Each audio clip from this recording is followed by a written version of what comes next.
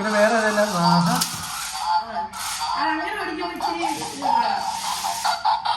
വേറെ ഏതൊക്കെ അഭ്യാസങ്ങളുണ്ട്? വേറെ എന്തൊക്കെയുണ്ട്? ഇതല്ലേ റിമോട്ട്?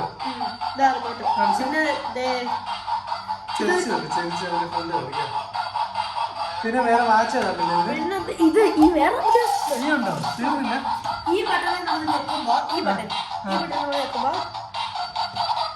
കളർ മാറുമോ? തന്നതാനെ എന്ന് പറഞ്ഞോളൂ. ഭ്രാന്ത് പിടിച്ചതല്ലേ?